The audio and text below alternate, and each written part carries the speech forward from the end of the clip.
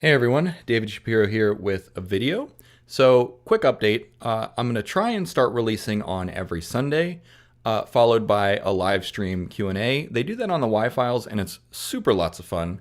And I did a random live stream Q&A just the other night, and I had a lot of fun. So, why not? Okay. So, anyways, today's video is Infinite Life: Biological Immortality by 2030. So for some background, Ray Kurzweil recently was quoted on Popular Mechanics as having said, "We are on track to achieve biological immortality by 2030." So there's a few contributing factors that lead to this conclusion. So first, obviously, exponential rise of AI. We can solve problems. Science is happening faster, et cetera, et cetera. Then you get compounding returns. So some of those compounding returns are things like AlphaFold, mRNA vaccines, and so on, combined with AI. Then the AI is being used to make better dyes for machine learning models, so on and so forth. Then there's nanotech. So there was a recent thing on out of Israel where tiny nanoparticle-sized robots were able to track and capture individual cells. And then quantum computing. So those four things are all contributing to say, okay, we're on an exponential ramp up. Longevity, escape velocity probably has been achieved or will be very soon. And for those who don't know, longevity, escape velocity is the idea that life-extending therapies are going faster than real time. So that means for every year that you age, you get more than a year back in terms of medical breakthroughs. So all this is to say is that we're heading towards an iPhone moment of longevity medicine or regenerative medicine. And so what I mean by that is that new technologies tend to combine in unexpected ways, which unlock entirely new domains and markets and so on. So in the case of the iPhone, it had to do with miniaturization, miniaturization of touchscreens, miniaturizations of compute, advanced battery technology, and wireless internet. So those three things combined to create the possibility for the iPhone. And then once it exists, it's like, well, duh, of course that's the way to go. So when you look at the combination of AlphaFold, protein science, mRNA vaccines, DNA printers, artificial intelligence, quantum computing, material science, all of this is almost certainly to combine in unexpected ways and create entirely new possibilities. Neuralink might be like child's play compared to what's actually possible. Reality is often stranger than fiction. Before we dive into the rest of the video, I just want to take a quick break to say that today's video is sponsored by all of you, my Patreon supporters. And just this morning, well, by the time you're watching this, it'll be like yesterday or whenever, a morning in the past, I added a Discord server exclusive for my Patreon supporters, and it's already popping. There's already like 150 people in it. It is really sharp people, which doesn't surprise me, but great conversations over there already. Any Patreon tier will get you access, but I do have some exclusive tiers for higher tier Patreon supporters. Just that way you get a little bit more kind of exclusive access, and I know who to prioritize. But yeah, so jump on in if you'd like, and with that, back to the show. So, for the sake of argument, I'm not gonna spend any time unpacking the problems that need to be solved, because there's millions of problems that need to be solved for biological immortality by 2030, or indefinite lifespan, as people like Aubrey de Grey call it. But let's just assume that it happens. Let's assume that Ray's prediction is correct. Where do we go from here? So I want to unpack a few ideas. This is kind of how I prognosticate. So let's take a look at social reactions. So how is society going to react on an individual basis? Are people going to accept it or reject it? And if they do, what does that look like? Number two is, let's look at the economic impact. Is this going to help equality or move us towards inequality? Number three is, we're going to look at lifestyles. So, I had this slide and someone asked on the live stream, are we just going to be hedonists if we live forever and we can abuse our bodies, or are we going to do something else? So I have some ideas about that. Number four is innovation or stagnation. So this is at a species level. So one thing that people are afraid of, and they've explored this in fiction, is if we If we live forever, we might become very risk averse, and we just kind of become decadent and self indulgent, and we kind of don't go anywhere. Again, I got some ideas, and I'll let you know. 5 and 6, basically, I'm going to do some forecasting to see what life is going to look like in 200 years and 2,000 years. Obviously, most of my predictions, no, I want to say most, many of my predictions are hilariously wrong, but it's food for thought. So let's dive right in. So on the social reaction part, many people, I suspect that many people will reject immortality for spiritual, philosophical, and ethical reasons. But also many people will embrace it. This is assuming that it's a choice. I suspect it will be a choice. I don't think anyone's going to have immortality inflicted on them or indefinite lifespan inflicted on them. That would be deeply unethical. But one of the key things is there's many cultures and many people have a belief that death is what gives meaning to life. My personal take is maybe this is just some self-soothing nonsense because we are trying to cope with the inevitability of death. But if you have a pill that you can take or an injection that you can get that says suddenly you don't have to worry about death, I think that a lot of people would take that because we're all pretty much everyone has an intrinsic biological fear of death. But it's inevitable, and that's kind of like a sick joke of evolution. Those biological entities that are most afraid of death and work hardest to avoid it are more likely to pass on their genes, but then they inevitably die anyways. So that's kind of not cool. Now, I think it's going to split in basically two different directions. So I called the first direction the Mortalitasi, which I borrowed from Dragon Age, actually. Basically people that believe in death. People that maybe not obsessed with death, but people that believe that mortality is good. And then on the other hand are the Methuselahs, the people that want to live forever. And that I borrowed from Altered Carbon. So I can't take any credit for those terms. I just said, oh, hey, here's a term. So on the one hand, when people might have made the argument, oh, well, we're never meant to live this long anyways, but nobody's really saying like, well, let's bring back tuberculosis, right? So if you can cure aging, if you can cure heart disease, if you can cure cancer, if you look at these things as just diseases that are curable, then it's not a matter of immortality because we can't force someone to live forever. You can still die from accidents, right? But you're not going to die from aging and age-related diseases. So that's kind of the dichotomy. So let's take a closer look at the social side. So on the reject side, on the Mortalitasi side, basically there's actually some really strong arguments to be made that aging and death are good. And this is from an evolutionary perspective. And I'm not going to read all of these to you, like one by one, but basically whether you take it from a spiritual perspective or a scientific perspective, there are some compelling arguments to be made that maybe we are supposed to age and die to give way to the younger generations and so on. And, there's been bombings and riots over pro-life and pro-choice abortion rights here in America. You can imagine that there will probably be some grumpiness over the rise of biological immortality. Now, on the accept side, we also have some models from fiction, namely like the Baku from Star Trek Insurrection, which is a village of people that they settled on a planet that made them immortal, and they basically formed an eco-village before eco-villages were cool. And then the Asari from Mass Effect. Now, the Asari from Mass Effect are not immortal, but they live a long time. And so that's still a good exploration of, okay, well, if you start thinking in terms of centuries and millennia, how does your life change? So for those who accept biological immortality, I suspect that some people are going to slow down and some people are going to speed up. So on the slow down side, you might say that like you're going to spend more time mastering the arts and sciences. You might settle into comfortable routines for centuries. On the speeding up side, you might live hard, play hard, right? If you have regenerative medicine that allows you to do whatever you want, you might just wander the globe. One of the biggest social changes, I think, though, will be reproduction and family structure. Because think of it this way. Most people, once they get to a certain age and they're empty nesters, they kind of get lonely and bored, right? You get a single family home, a nuclear family home, and then your children grow up and they leave, and then you have an empty house.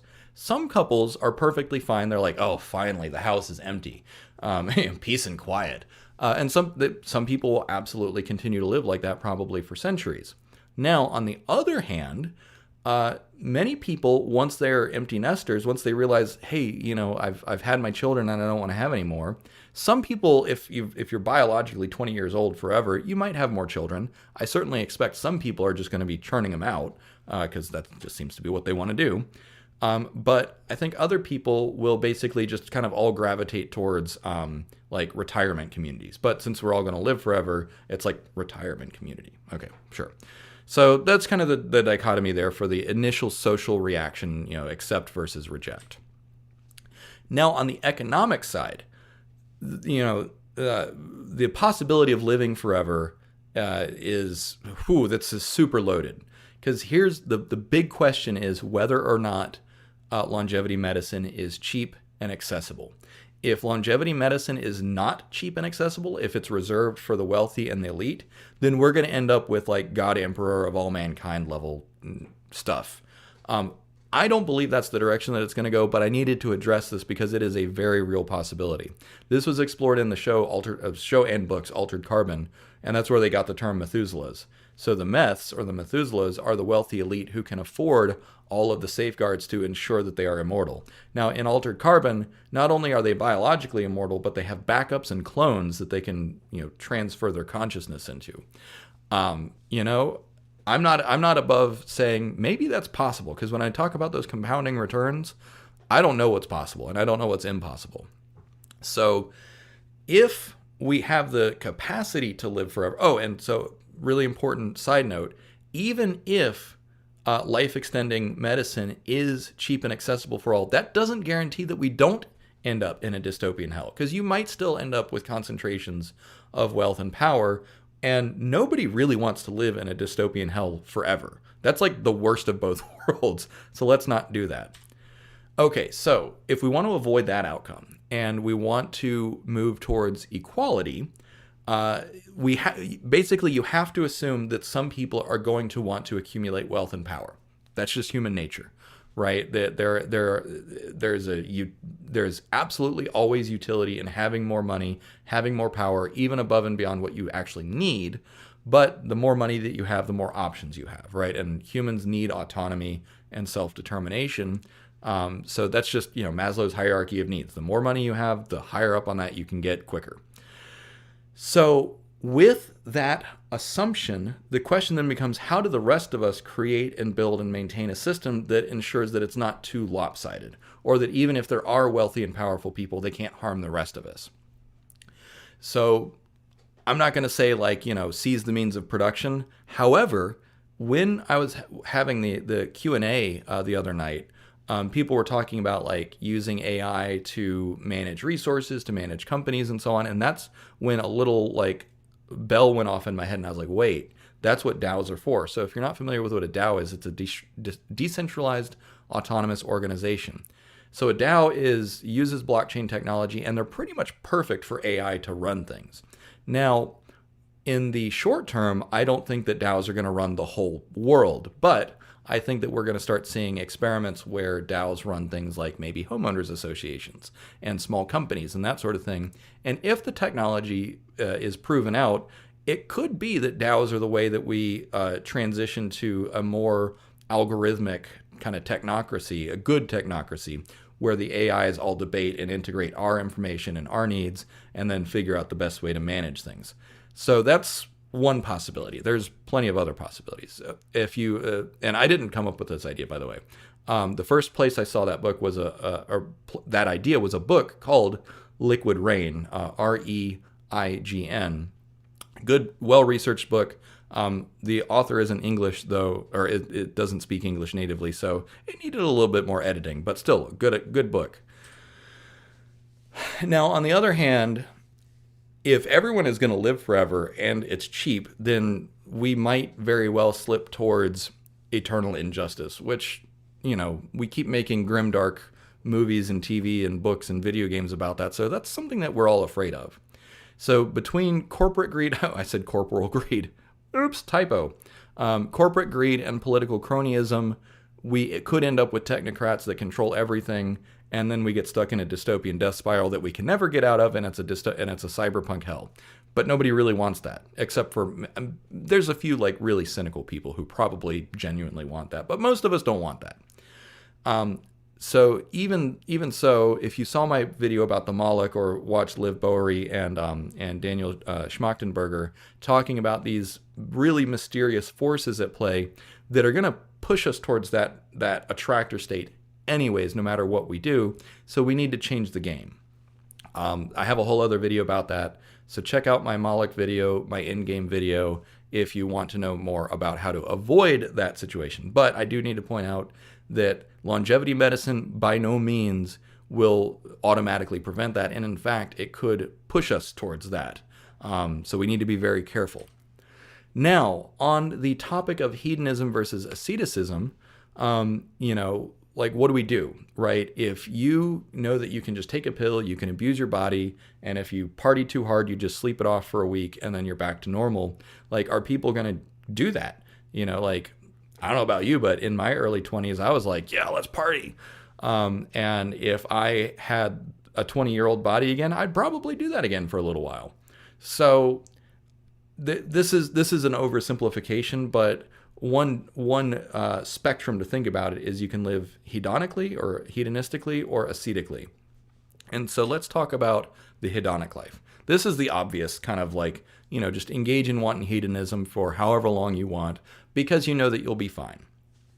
One thing that I worry about here is that if you are able to be saturated in joy and pleasure, you're going to become numb to dopamine and you're going to be like constantly seeking the next biggest thing. And so, we have like digital minimalism and dopamine fasting and stuff. So I think that could be like an antidote to the hedonic life. We might also come up with medicines that desensitize you, or I guess maybe resensitize you to dopamine.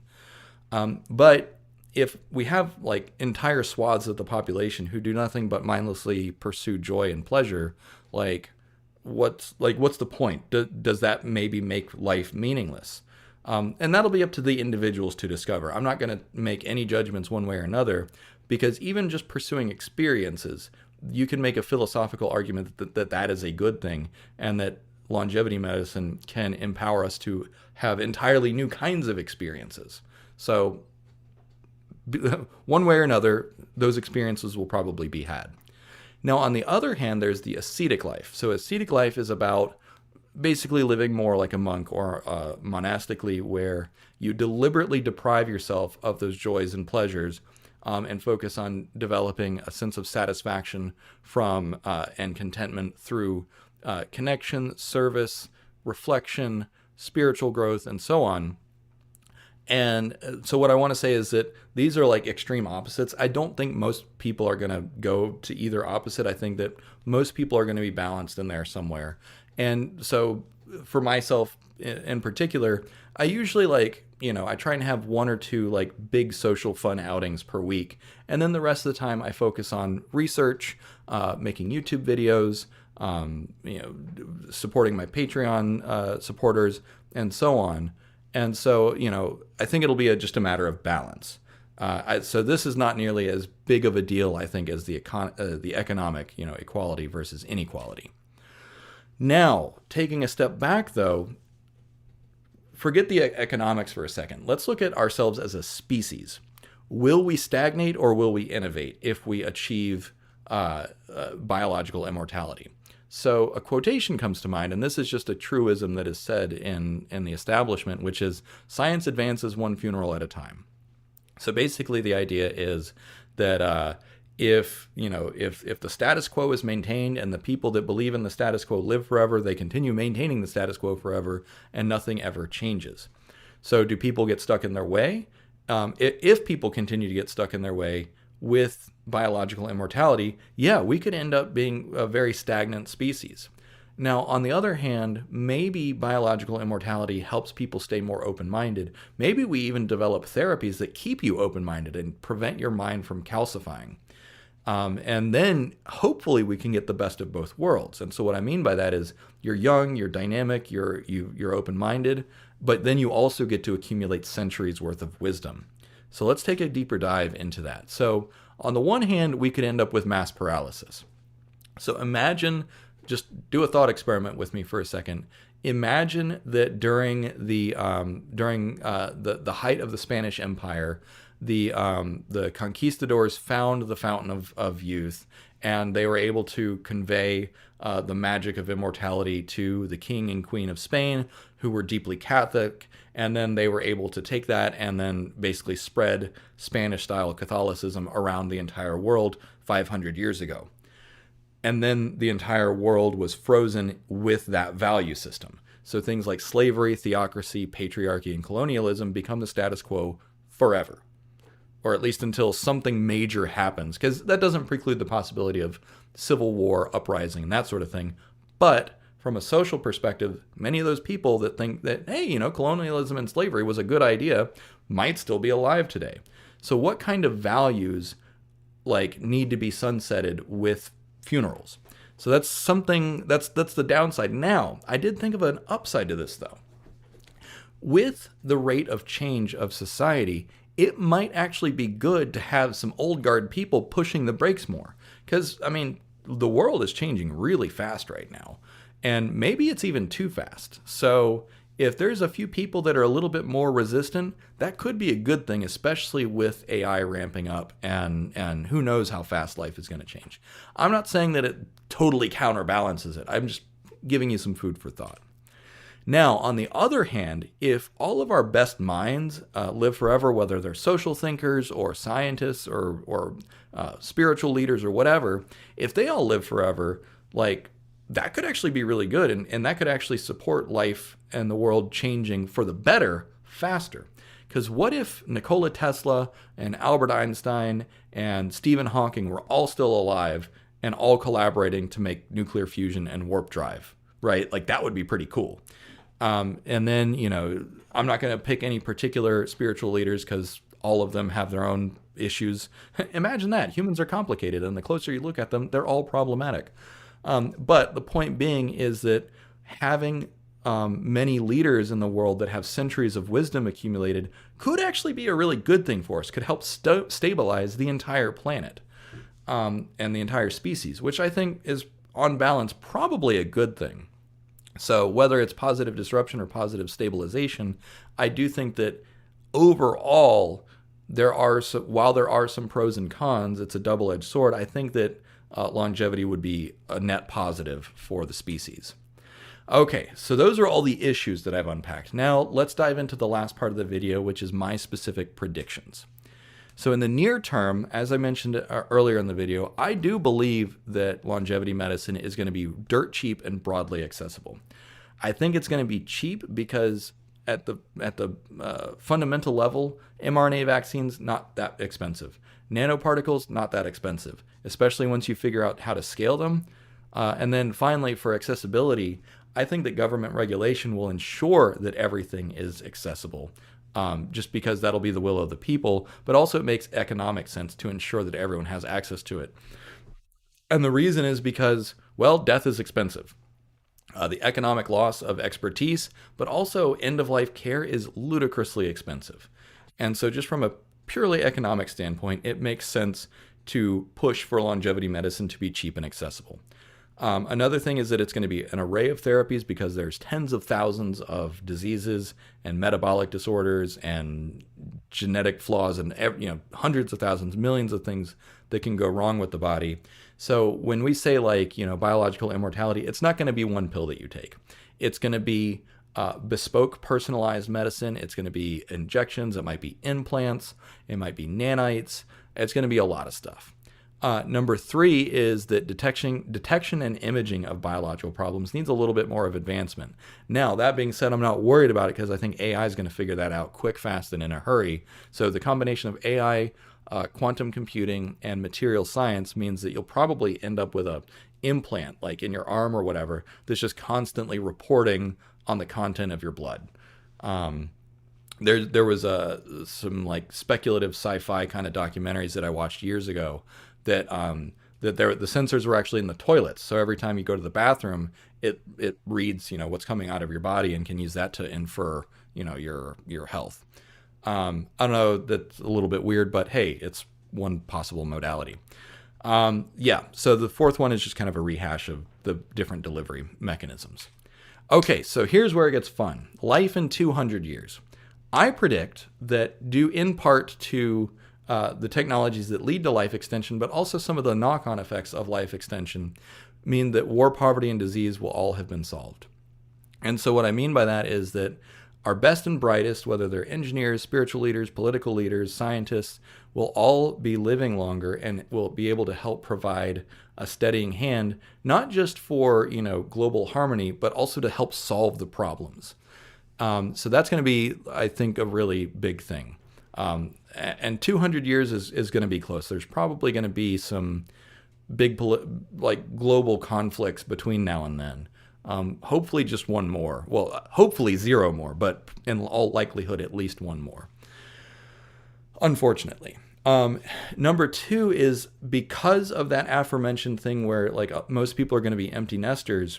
And so we already have a model for that, right? Like you go to a retirement community, some of those people are the happiest people you've ever met. So I think everyone is going to move towards that sort of communal living. And I don't mean shared ownership. I don't mean like communism communal. I just mean like village living and group living. In rural places, it'll be more like villages, like eco-villages or that sort of thing. And in urban places, it'll be like high-density co-living situations. And of course, there will still be plenty of people who prefer to live alone or just with their partner or partners if they're non-monogamous. Overall, in 200 years, I think that the global population will have stabilized. And I know that some people believe that the carrying capacity is like 50 billion or 50 trillion or whatever. You don't want to live on a planet with 50 billion humans. I promise you, look into it. So I think that the population will stabilize. We could still end up with a lot more than we have today, maybe 15 billion or 20 billion. That would still be pretty crowded. And then supply chains are going to be really, really blah. Anyways, point being, I think that population will have stabilized within 200 years. And because of that, there will be very few children. There will be economic incentives against having children. So this was explored in an episode of Love, Death, and Robots, where in order to keep getting your life-extending medicine, you have to be sterilized. That's a pretty draconian measure. But depending on what happens, that could become a thing. I kind of doubt it. I think that people will voluntarily just kind of get over themselves. Like everyone has 1 or 2 children and then they're happy or whatever. But you never know, because, grandparents get to the point where they haven't had children in a long time and they're like, hey, I want grandchildren. And, we are biologically wired to like having children around. Some of us. Some people are like, no, get children away from me. But yeah, whoops, come back. Sorry. Yes, so I think that within 200 years, we're going to still have some holdouts of the Immortality. Probably some small communities and shrinking communities that prefer the natural flow of things.